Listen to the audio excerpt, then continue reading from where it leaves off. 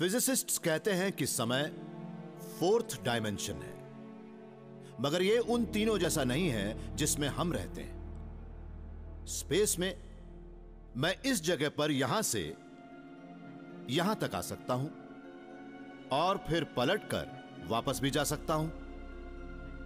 Time का dimension अलग लगता है। हम इसमें एक ही डायरेक्शन में आगे जा सकते हैं। हो सकता है कि हम पूरी एटर्निटी को ग्रास्प भी कर लें, मगर उसके लिए हमें समय को एक डायमेंशन की बजाय यह मानना पड़ेगा कि यह एक प्रोजेक्शन है, फ्यूचर से पास्ट तक का। हार्वर्ड के फिजिसिस्ट एंडी स्ट्रॉमेंजर मानते हैं कि फ्यूचर और पास्ट के बीच का अंतर एक बड़ी पहेली है। वजह यह है कि फिजिक्स के नियमों के मुताबिक वो दोनों एक ही हैं। फिजिक्स का एक बेसिक प्रिंसिपल है जो न्यूटन से शुरू होता है। अतीत से ही भविष्य तय होता है और फिजिक्स के नियम आगे या पीछे जा सकते हैं। वो भी पेंसिल से लटक रहे इस पेंडुलम के मोशन जैसे ही हैं और आप फिल्म को आगे या पीछे ले जा सकते हैं और ये एक जैसा ही लगेगा। मगर फिजिक्स की दुनिया में एक बहुत बड़ा सफेद हाथी है जिसका नाम है बिग बैंग। बिग बैंग की कार्टून पिक्चर में तो हमें कुछ दिखता ही नहीं।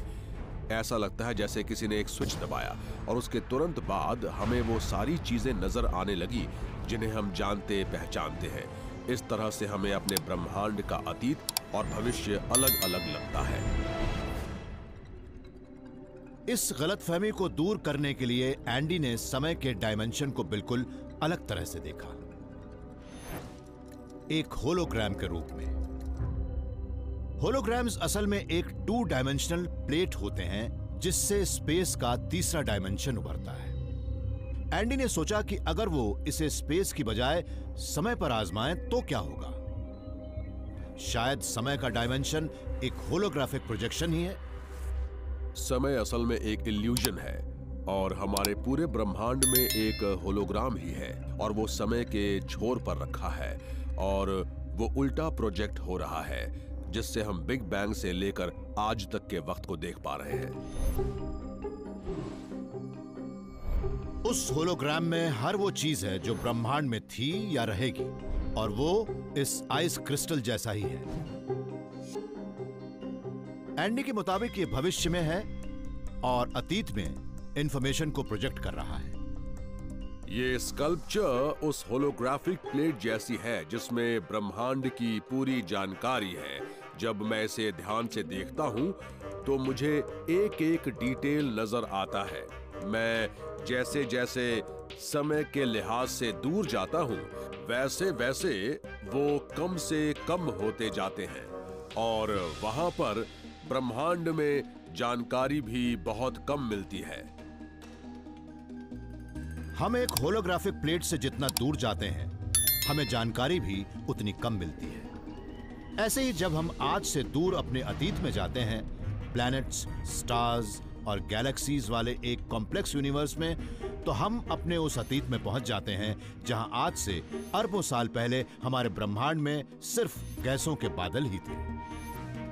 और जब हम उस समय में और आगे जाते हैं बिग बैंग के ठीक पहले, तो वहां कुछ नजर नहीं आता। होलोग्राफिक टाइम ही इकलौती थियरी है जिससे हमें पता लगता है कि कैसे हमारा ब्रह्मांड कुछ नहीं से कुछ बना था। अगर हम समय में होलोग्राफिक प्लेट से ज्यादा दूर जाते हैं तो वो कोई जानकारी प्रोजेक्ट नहीं कर पाता।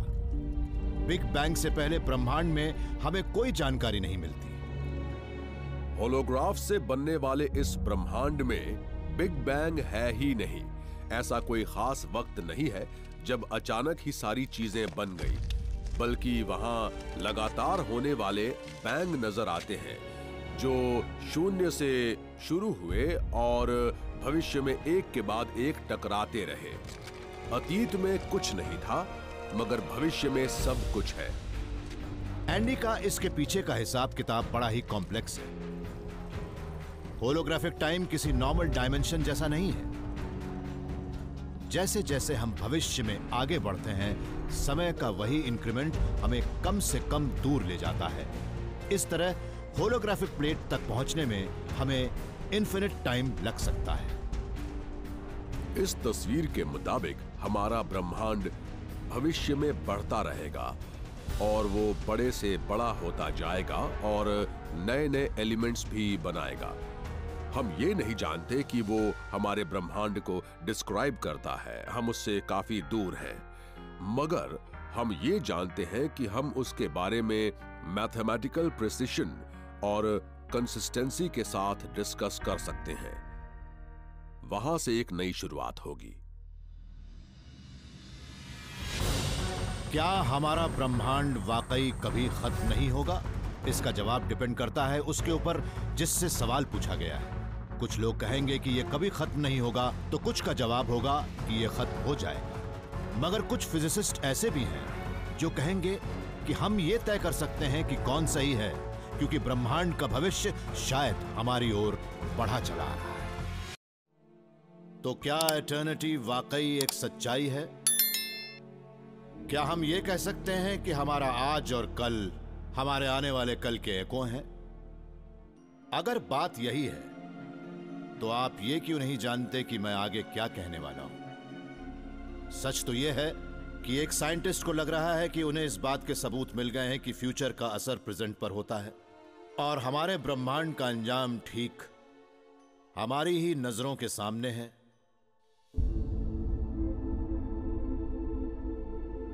चैपमैन यूनिवर्सिटी के फिजिसिस्ट जेफ टॉलक्सन मानते हैं कि हमारा फ्यूचर हमारे प्रेजेंट से जुड़ा होता है।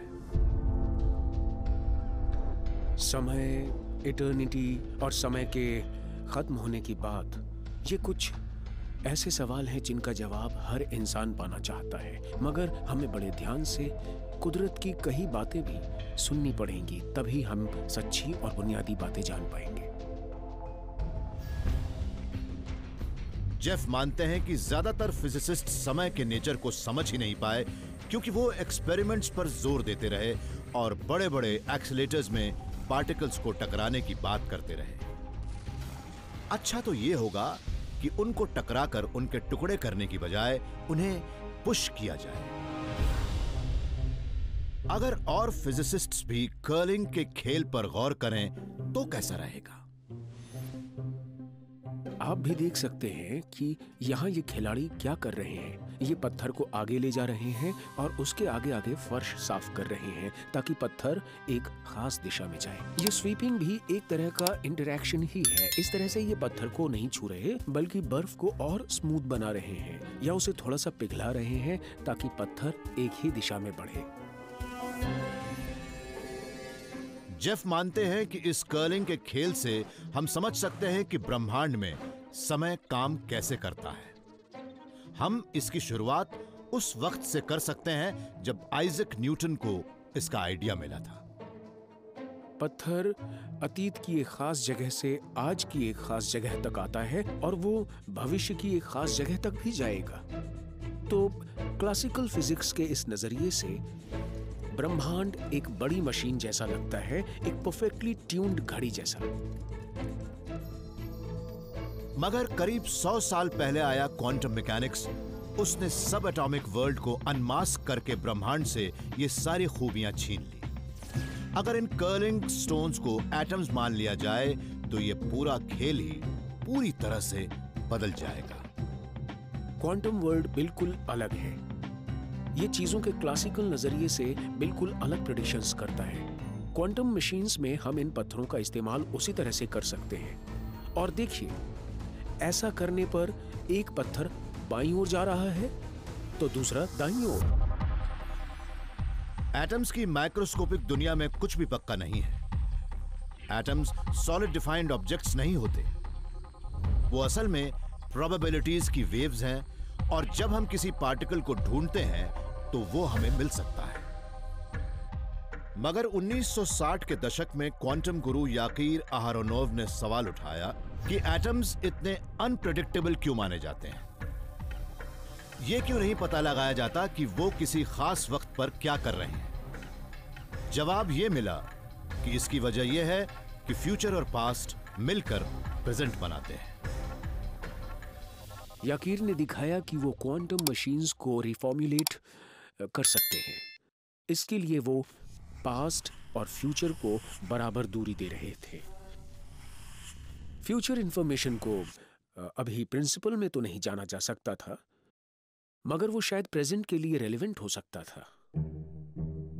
जेफ और याकीर इस रिवोल्यूशनरी आइडिया के लिए पिछले 20 साल से सबूत ढूंढ रहे हैं।